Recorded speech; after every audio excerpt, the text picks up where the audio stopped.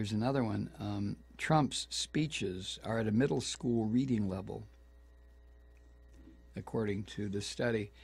An analysis from Carnegie Mellon University suggests that Donald Trump's campaign speeches are written at a lower grade level than those of other leading presidential candidates. Using a readability model known as REAP, R-E-A-P, researchers Elliot Shoemaker and Maxine Eskenazi analyzed a selection of speeches from Republican candidates Ted Cruz, Donald Trump, and Marco Rubio, and Democratic candidates Hillary Clinton and Bernie Sanders. The sample size was small.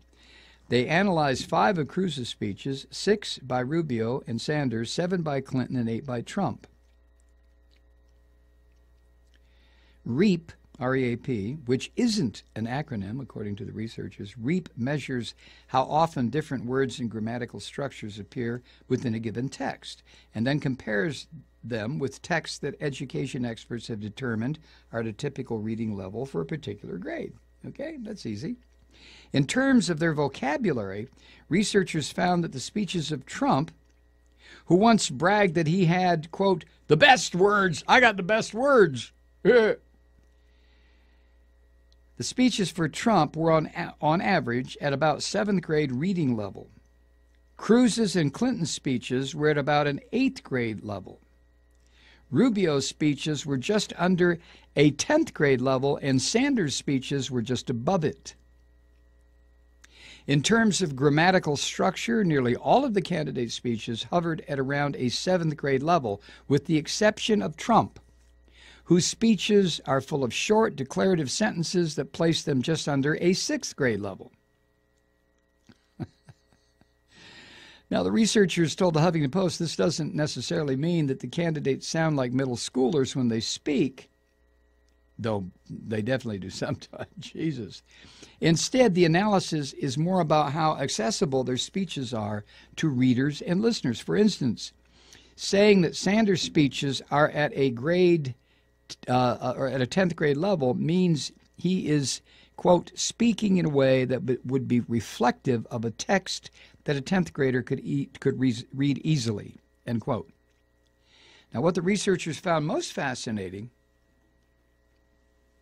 was the variation between the different speeches of a single candidate, which suggests that the candidate may be tailoring his or her speaking style to specific audiences. Trump's speeches ranged the most in terms of their grammatical complexity, while Clinton's varied the most in terms of vocabulary. The research said, quote, it's interesting to look at how various candidates portray themselves. I think it is interesting to think about how that varies based on the situation. End quote. Now, nobody want to call in? Have you got the phone off the hook? No? An August analysis by the Boston Globe placed Trump's campaign announcement speech at a 4th grade level, while speeches for Clinton and Sanders were at 8th and 10th grade levels, respectively. But the Globe's analysis used a different measure, the Flash-Kincaid readability test, which measures average sentence length and the number of syllables per word. Woohoo!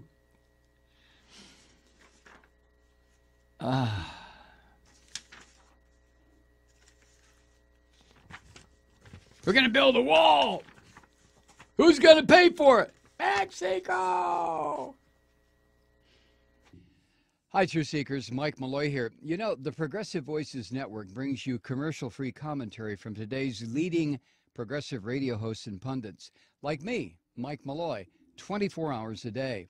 I'm not your typical old guy from the 80s or the 90s talk radio host, and Progressive Voices is not your typical talk radio network.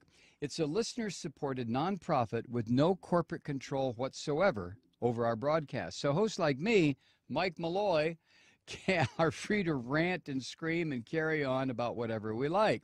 We're often controversial, but we're never boring. You can begin in the morning with Bill Press and then end your day screaming with me, Mike Malloy, weeknights, 9 p.m. in the East, 6 p.m. in the West on the Progressive Voices Network. Always progressive, always on. I'm Mike Malloy. Keep it lit.